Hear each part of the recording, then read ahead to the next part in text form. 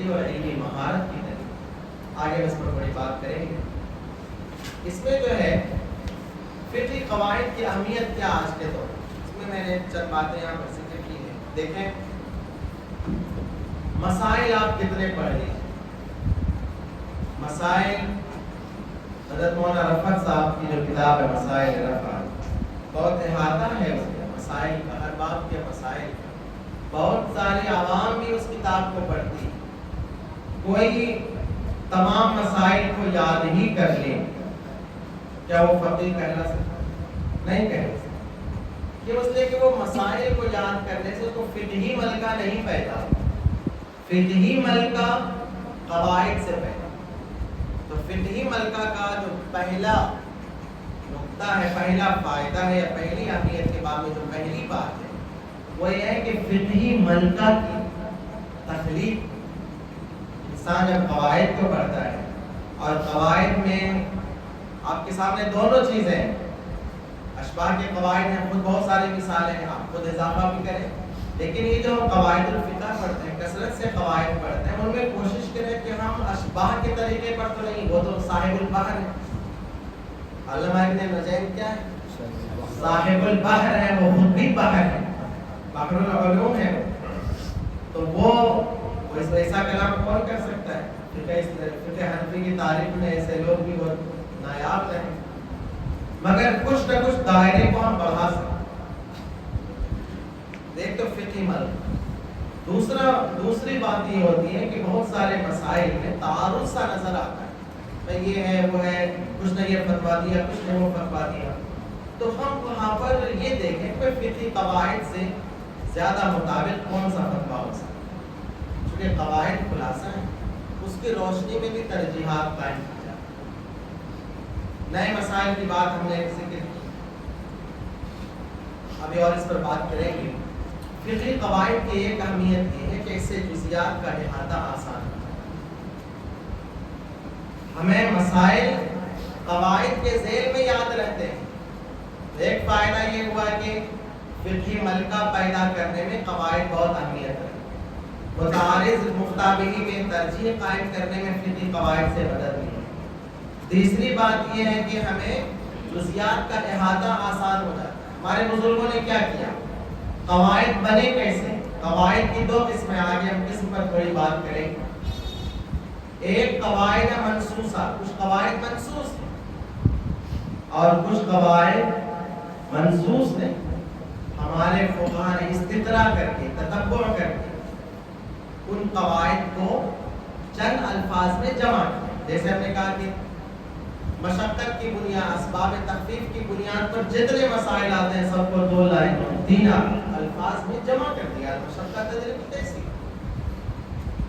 اور کل قرض جر نفع فهو حرام، ایک قاعدہ ہے قواعد الفقہ میں، آپ اس کے تحت جتنے بھی انٹرسٹ کی قسمیں بن سکتی ہیں، کہ قرض لیا اور قرض کے بنیاد پر انٹرسٹ کی بہت سارے قسمیں، نئی نئی اسکیمیں، لون کی اسکیم، اس کی جتنی بھی آتی ہیں، آپ اس ایک قاعدے سے سارے مسائل کا احاطہ کریں۔ ہم نے دیکھا بھائی قرض ہے اور ساتھ میں ربا آ رہا ہے، لہذا ہم نے کہہ دیا ہے لا ضرر ولا ضرار، یہ حدیث منصوص ہے، یہ قاعدہ منصوص ہے، چاہے اس کو تعبیر ضرر و یضار سے کرتے ہیں یا اور کس سے کرتے ہیں، لیکن کیا ہے یہ لا ضرر ولا ضرار کے تحت جتنے بھی قواعد آتے ہیں وہ سارے قواعد کی حکمت ہمیں معلوم ہو گئی اور اس کے تمام مسائل کو یاد کرنا ہمارے لیے آسان ہو گیا۔ اور ایک بات یہ بھی ہے کہ قواعد فقہیہ کی اہمیت ہے کہ ہمیں ان کے ذریعے سے مسائل کی اسرار و حکم کا پتہ چلتا ہے۔ ایک قاعدہ ضرر و یضار کی حکمت کیا ہے؟ ضرر ہی ہے، المشقت تجلب التیسیر کی حکمت کیا؟ مشقت کا ازالہ ہی ہے۔ تو یہ بنیادی قواعد کی اہمیت۔ اب مسئلہ یہ ہے کہ حضرت یہ نئے مسائل کو حل کرنے میں ہم فقہی قواعد سے استدلال کریں گے، کیا فقہی قواعد حجت ہیں؟ نیا مسئلہ ہے۔ علامہ ابن نجیم کی رائے یہ ہے کہ فقہ کی کتاب کو دیکھ کر کے فتویٰ نہیں دیا جا سکتا۔ ابن نجیم کی اپنی رائے یہی ہے، بس سمجھ لیں۔ اور بعد میں بھی ہمارے یہاں جو کیا نام ہے کہ بڑے بڑے علماء کی رائے ہے. بعد میں ایک کتاب آئی خلافت عثمانیہ کے دور میں مجلۃ الاحکام العدلیہ، بڑی اہم کتاب ہے، مسائل بھی ہیں دفعات اور 99 قاعدے. مجلۃ الاحکام العدلیہ میں کل 99 قاعدے. اس میں ان کی بھی رائے یہی لگتی ہے کہ حجت نہیں، لیکن ایک بڑی تعداد وہ ہے جو فقہی قواعد کو کیا مانتی ہے؟ حجت. ان کی حجت نہ ماننے والوں کی دلیل یہ ہے کہ صاحب یہ جو قواعد ہیں اکثریت ہر قاعدے میں استثناء بھی، اور دوسری دلیل یہ ہے کہ زیادہ تر قواعد غیر منصوص، منصوص تو کم ہے، غیر منصوص زیادہ ہے اور فقہی مسائل پر استقراء کے نتیجے میں. لیکن دوسری رائے یہ کہ قواعد اگر معارض سے خالی ہو، قاعدہ ہے کوئی معارض دلیل ہے کتاب و سنت میں، لیکن ایسا تو پھر کوئی قاعدہ ہی نہیں، ایسے ایک فرض کیا گیا. آپ کو لگ رہا ہے کوئی فقہی قاعدہ ایسا ہو سکتا ہے جو نصوص کے معارض ہو؟ نہیں ہو سکتا. پر پھر بھی ایک احتمال یہ لگا دیا ہے وضاحت کے لیے کہ اگر قواعد فقہیہ معارض نصوص سے خالی ہو تو حجت.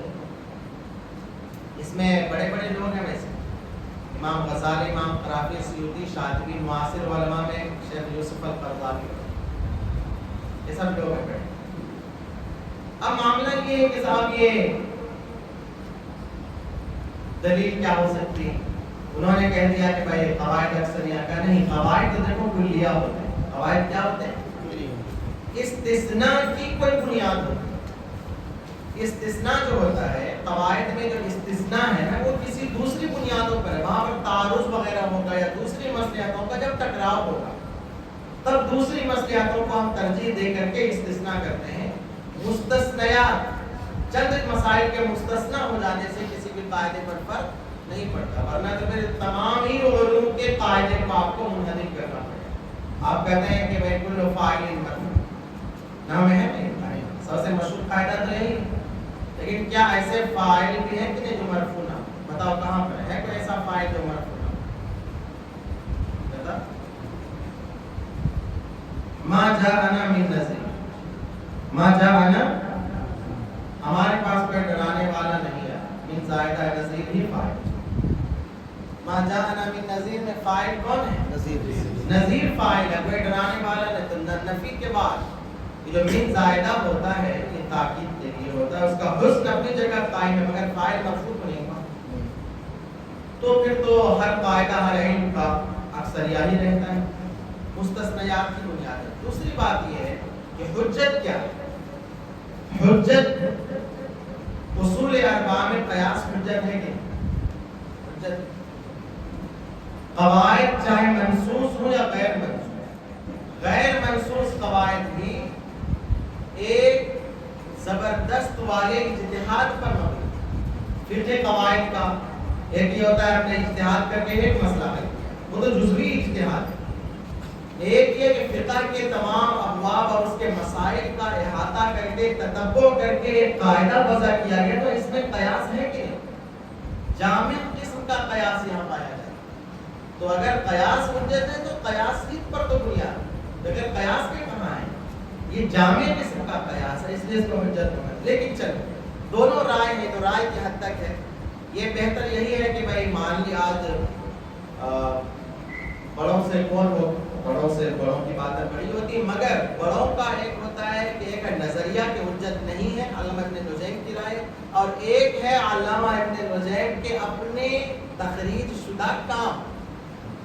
کتنے مسائل انہوں نے خود حل کیے ہیں، کیسے؟ قواعد سے. اور اکابرین کے فتاویٰ کو آپ دیکھیں کتنے مسائل قواعد سے حل کیے.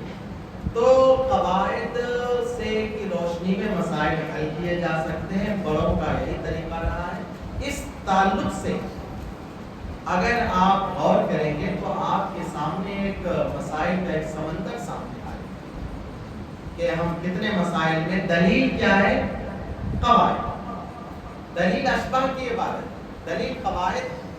تو خود قواعد الفقہ میں اشباہ کو حوالہ بنایا گیا. کتنے مسائل میں؟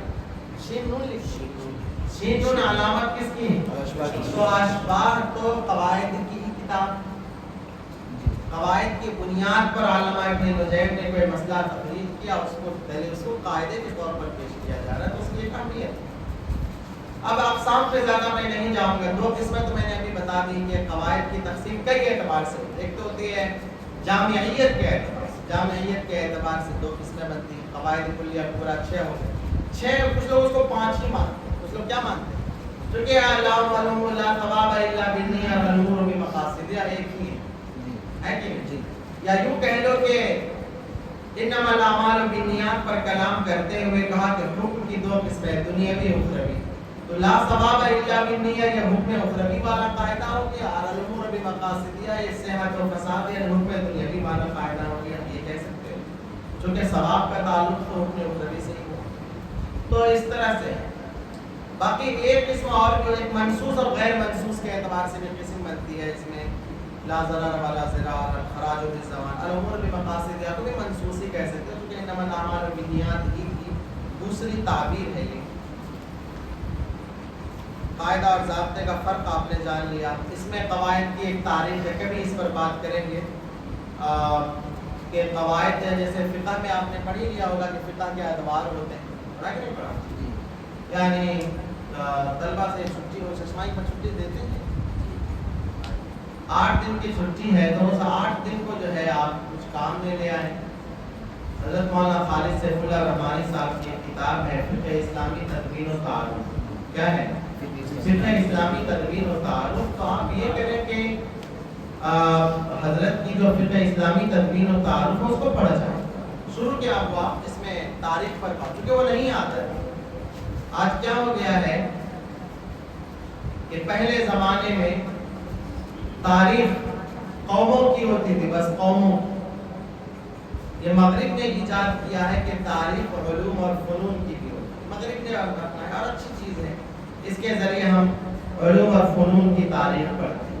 ہمارے عربی ادب میں تو تاریخ الادب العربی مادہ بھی ہے، پڑھایا بھی جاتا ہے۔ تو حضرت مفتی اردو میں اور بھی کتابیں، لیکن مولانا خالد سیف اللہ رحمانی صاحب کی کتاب سب سے اچھی ہے، اس کو پڑھ لیں۔ فقہ قواعد میں بھی ایسے ہی ادوار ہیں، کچھ لوگ اس کو 3 دور مانتے ہیں، کچھ لوگ 4 دور مانتے ہیں۔ پہلا دور ہے دور نبوت سے 4 صدی تک، اس کو قواعد کا ابتدائی زمانہ کہتے ہیں۔ دوسرا دور ہے 4 صدی سے 9 صدی تک، یہ قواعد میں توسیع کا زمانہ ہے۔ تیسرا دور ہے 10ویں صدی سے 13ویں صدی کے اواخر تک، یہ قواعد کے استقراء کا زمانہ ہے۔ اور چوتھا جو دور ہے وہ ہمارا دور ہے 13ویں صدی کے اواخر سے عصر حاضر تک، یہ نہضہ علمیہ کا دور ہے، علمی بیداری کا۔ عام طور سے بڑے صغیر میں یہ چلتی ہے یہ بات کہ یہ انحطاط کا دور، کیا چلتا ہے؟ علمی انحطاط کا دور، ایسا نہیں۔ علوم اسلامیہ کے لیے یہ سب سے گولڈن دور، سب سے سنہرا دور، عصر عباسی کے بعد علوم اسلامیہ کے لیے سب سے سنہرا دور تھا عصر عباسی، اس لیے تمام علوم اور فنون اسی دور میں مدون ہوئے، حدیث اسی دور میں مدون ہوئی، تاریخ اسلامی اسی دور میں مدون ہوئی، نحو سب بھی اسی دور میں مدون ہے۔ تمام علوم اسلامیہ کی تدوین کا جو دور ہے، یعنی ہم جو کتابیں آج پڑھتے ہیں مدارس میں، ان فنون پر سب سے پہلی کتاب کس دور میں لکھی گئی؟ تو آپ کو عصر عباسی کا دور، سن 132 ہجری سے جو شروع ہوتا ہے۔ اس کے بعد عصر عباسی 656 ہجری میں ہلاکو کے ذریعے ختم ہو گیا، عباسی خلافت ختم ہو گئی۔ اس کے بعد ممالک کا دور، پھر خلافت عثمانیہ کا دور، اس کے بعد پھر یہ دور جدید جو استعمار کا دور ہے۔ شروعات اس دور کی شروعات کہاں سے؟ استعمار سے، یعنی جب مغرب والوں نے مشرق کی ممالک پر قبضہ شروع کیا اور مشرق میں انہوں نے نئی نئی چیزیں، پریس ہیں، اخبار ہیں، چھاپے خانے ہیں، اس طرح کی چیزیں شروع کی، مجلات شروع کیے، میگزین شروع کیے، اخبارات شروع کیے، تو مشرق والوں کو ہوش آیا رہے یہ قوم اتنی آگے ہے علم میں، علم کی بنیاد پر، تو ان کو بھی لگا کہ ہم بھی تلافی کریں اور نئی نئی تحریکیں وجود میں آئیں۔ تو آج کا دور علم و علوم اسلامیہ کے لیے بہت سنہرا دور ہے۔ جتنا کام ماضی میں ہوا نہیں ہوا، بلکہ آج وہ سب کام ہو رہا ہے، ہر فن میں، فقہ میں، تفسیر میں، تاریخ میں، ہر موضوع پر آج بڑے بہت اہم کام ہو رہے ہیں، مشرق میں بھی ہو رہا ہے، مغرب میں بھی ہو رہا ہے۔ تو چلیے یہ ادوار ہے. ہم کچھ مسائل کو چاہتے ہیں کہ ہم یہاں آئے ہیں نئے مسائل کے لیے، تو ہم کچھ اس کا اشارہ بھی کر دیں. اگر کہ تھوڑا زیادہ انشاءاللہ موقع رہے گا تو ہم پھر کبھی مزید دیں گے، لیکن کچھ مسائل میں ہیں جیسے الامور بمقاصدها. آپ بہت سا دیکھیں گے فتاوی محمودیہ میں سوال ہے کہ حضرت اخبار خریدنے کا کیا حکم ہے؟ اخبار خریدنے کا تو حضرت کہتے ہیں کوئی شخص اخبار اگر خریدتا ہے کہ اس میں جو ہے مضامین شائع ہوتے ہیں یا حالات سے باخبر رہنے کے لیے اخبار خریدتا ہے تو یہ جائز ہے. لیکن اگر اخبار خریدتا ہے کہ اس میں جو لڑکیوں کا فوٹو شائع ہوتا ہے اس کو دیکھنے کے لیے یا کھیل وغیرہ کا جو صفحہ ہوتا ہے اسی نظریات کو دیکھنے کے لیے تو نہ جائے. تو یہ الامور بمقاصدها ہے تو جی الامور بمقاصدها کے تحت حضرت نے یہ فتویٰ دیا. ایک مسئلہ یہ ہے کہ یہاں پر قیمتی درختوں میں عشر کا مسئلہ. ایک تو ہے زمین کی پیداوار میں عشر کا معاملہ ہوتا ہے. ایک معاملہ یہ ہے کہ زمینوں میں درخت عام طور سے پیداوار میں جو چیزیں غلات وغیرہ پیدا ہوتے ہیں ان سے بحث ہوتی ہے. درختوں کا کیا مسئلہ ہے؟ لوگ ساگوان لگاتے ہیں، ایسی چیزیں لگاتے ہیں جو خود قیمتی طرح ان کا پھل کا مسئلہ نہیں، وہ خود درخت ہی بہت مہنگے ہوتے ہیں. تو کیا ہم اس کو پیداوار مان کر کے کریں گے؟ تمہیں دیکھنا ہے اس نے لگایا کس نیت سے لگایا. اگر تجارت کے لیے تو سامان تجارت ہے عشر واجب ہے. عشر سامان تجارت نہیں بلکہ اگر اس نے جو ہے لگایا تجارت کے لیے پھر تو تجارت کے اصول اس پر نافذ ہوگی. اور اگر اس نے یوں ہی لگایا کہ ہماری اپنی ملکیت ہو جائے، ہمارے اپنے استعمال کے لیے تو عشر واجب ہے. اپنے استعمال کے لیے لگایا ہے تو عشر ہے، اور اگر تجارت کی نیت سے لگایا ہے تو تجارت. تالاب کی مچھلیوں کا مسئلہ، تالاب کی مچھلیاں جو ہے کیا اس پر عشر واجب کریں گے کہ نہیں کریں گے؟ تو اگر یہاں پر نہیں، کیونکہ یہ کیا ہے پیداوار ہی نہیں. زمین کی مچھلی کو زمین کی پیداوار میں نہیں مانا جاتا ہے.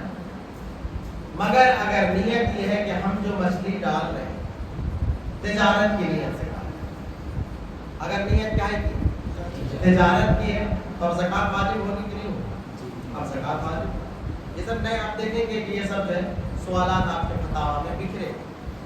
افیون اور بھانگ کی کاشتکاری آپ لوگ کر رہے ہیں، اب بہت قیمتی حکومت کی نگرانی میں یہ سب چیزیں. تو اگر کوئی نشہ آور چیزوں کو فروغ دینے کے لیے کر رہا ہے تو حرام کا فتویٰ دے گا. علاج میں بھی استعمال ہوتا ہے، اگر علاج کے لیے کرے گا تو اس کے جواز کا فتویٰ دے گا. فوج کی ملازمت کا مسئلہ ہے ہندوستان کے تناظر میں کہ بھائی کبھی کیا ہو جاتا ہے، کچھ تو بعد دفعہ شاعر پر پابندی ہو جاتی ہے. دونوں جہتیں اس طرح کی ملازمت بڑی حساس ہے. ان ملازمتوں اس طرح کی ملازمتوں میں رہنے سے آپ کا قومی وجود مضبوط بھی ہوتا ہے. آپ کے افراد ہر جگہ رہنے چاہیے. آپ کے افراد اگر صرف مسجد و مدرسے میں رہیں گے، دیگر ڈپارٹمنٹ اور دیگر شعبوں میں نہیں رہیں گے تو آپ ناکام ہے. آپ کا ملی جو سیاسی جو وجود ہوگا وہ وجود آپ کا کمزور سمجھا جائے گا، آپ کی بات اٹھانے والا کوئی نہیں ہے. اور دوسرا یہ بھی ہے کہ صاحب بعض دفعہ داڑھی کٹائیے، اور بھی کچھ پابندیاں ایسی ہو جاتی ہیں.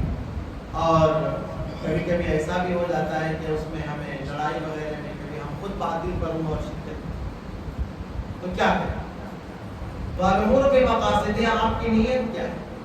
آپ کی نیت اگر ملی مصلحت ہے، اجتماعی مصلحت ہے، ملی ضرورت ہے تو آپ کے لیے جائز ہے.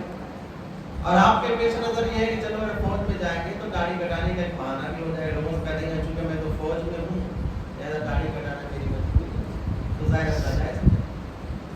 تو باقی اور جو مسائل ہیں تو اسی طرح سے ایجوکیشن لون کا مسئلہ، تو ایجوکیشن لون کا مسئلہ بھی لائیں گے. ایک قاعدہ آپ نے پڑھا لیا نا، العبرۃ فی العقود للمقاصد والمعاد لا للالفاظ والمقاصد. ایجوکیشن لون میں بھی اس کو لے سکتے ہیں. حکومت لون دیتی ہے، ایجوکیشن لون دیتی ہے، حکومت ایجوکیشن لون دیتی ہے. تو آپ پیسے لے لیجیے اور آپ جب کمائیے گا تو آپ دے دیجیے. حکومت اس میں نفع نہیں لیتی. حکومت اس میں کیا نہیں لیتی؟ جتنا دیا ہے اتنا ہی لیتی. تو لفظ چاہے لون کا ہے لون کے معنی کیا؟